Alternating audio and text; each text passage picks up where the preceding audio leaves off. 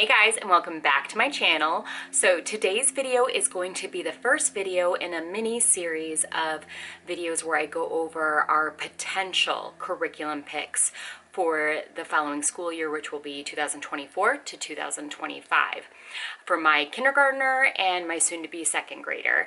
So I say potential because we're just about to enter, we're in the beginning of March, so it's still a little ways away, but if you know anything about homeschool curriculum, you got to start planning, because once you get your picks solidified, you can then start shopping a lot of the sales. So if you are able to, try and plan ahead so you can take advantage of some deals that will be going on between now and next fall when school starts.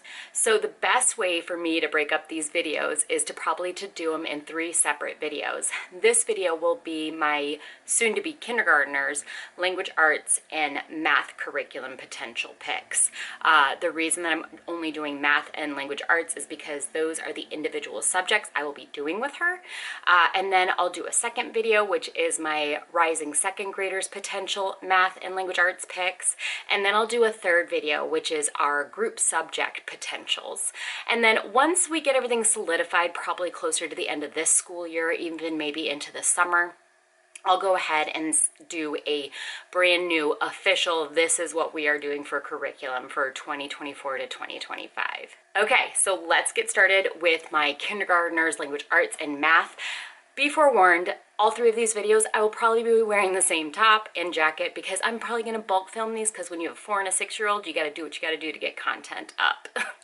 Miss Charlotte, my soon-to-be kindergartner, is at present 4.5 years old. She will be turning 5 in late August, but she is at a kindergarten level right now, actually, with our math program, and she's picking up her letters and her letter sounds, and she's starting to even do a little bit of phonetical blending. So I feel comfortable, although she will be a very young kindergartner, I feel 100% comfortable putting her into kindergarten level curriculum for next year.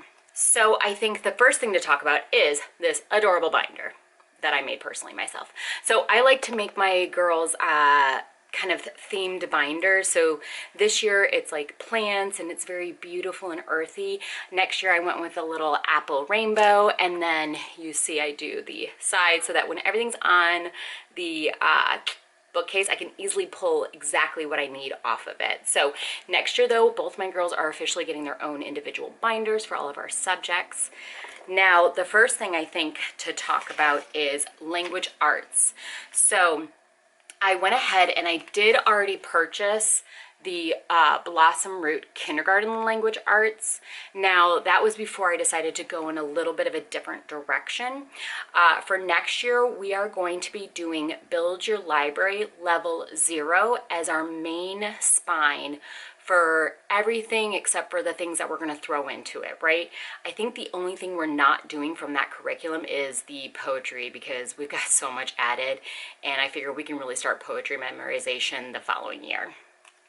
So the things that I'm going to pull in for language arts, though, from Blossom and Root specifically for Charlotte are these copywork pages, which are truly just once a week she'll do one of these pages and she'll trace letters, she'll write down, or we will write down or draw things that start with A, and then about halfway through the year they start going from just like doing letters to, hey, let's cut out these pieces and reform these into sentences. So it kind of starts going into sight words and things like that. So those are some of the pieces that I'm pulling over from Blossom and Root kindergarten level language arts for Miss Charlotte. Beyond that, she will be doing the literature portion, the readings from Build Your Library, which I'll talk more about in our group subjects because that is going to be combined with my oldest daughter, so I'm going to wait to talk about it in that video. Although she will be doing copy work, which is good for handwriting, from that Blossom and Root language arts program, we're also going to be doing a dedicated handwriting program.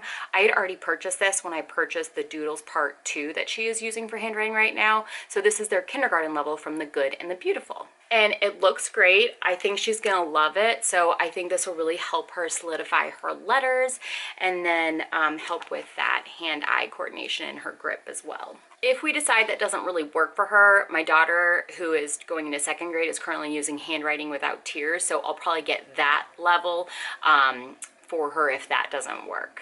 Next up, she's going to be really delving into phonics next year. Right now, she is doing elemental phonics level 1, and she may finish that up before this year, but if not, we'll finish that up at the beginning of next year for kindergarten and then continue to progress through all the levels. Level 2, and then level 3 for elemental phonics.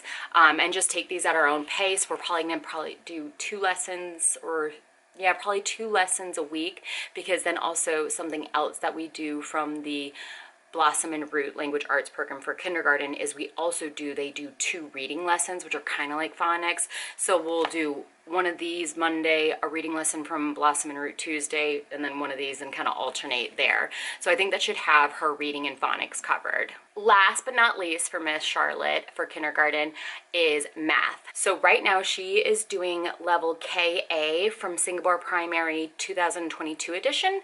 She did tell me once we finish this first half, she would not like to move forward with Singapore KB. She would like me to go ahead and get the Math with Confidence level K math, which is what her older sister is doing. She's doing the 1st grade version, and she just sees how much fun it is. There's a lot of manipulatives, there's games and things like that, and it is heavily rooted in Singapore concepts and conceptual math. So I'm totally okay with us moving to Math with Confidence if that makes it easier for her.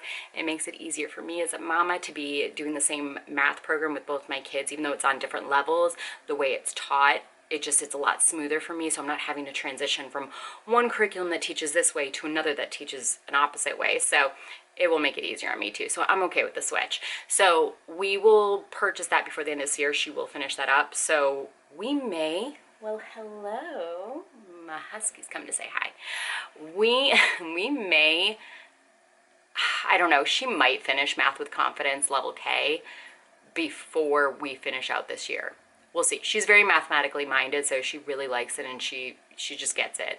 If she doesn't, we'll finish that up into next year, and assuming Math with Confidence goes well, we'll then purchase the 1st grade level for my youngest daughter and move forward that for math for next year. All right, that's it. Pretty short and sweet, because we're only talking about language arts and math, and I think my youngest daughter's math and language arts is pretty solidified, and if for some reason things don't work, we have a good kind of plan B up in the air that we're ready to implement just in case, you know, plan A doesn't work out. So if you like this video, please give it a thumbs up. If you are new to my channel, please subscribe, and definitely leave a comment down below if you want to see more videos like this. I do a lot of homeschooling, I do fitness content, I do mom life content. My dogs are running around in the back of this video. I don't know if you guys can see them, because I can hear them. And I'll see you guys in my next video.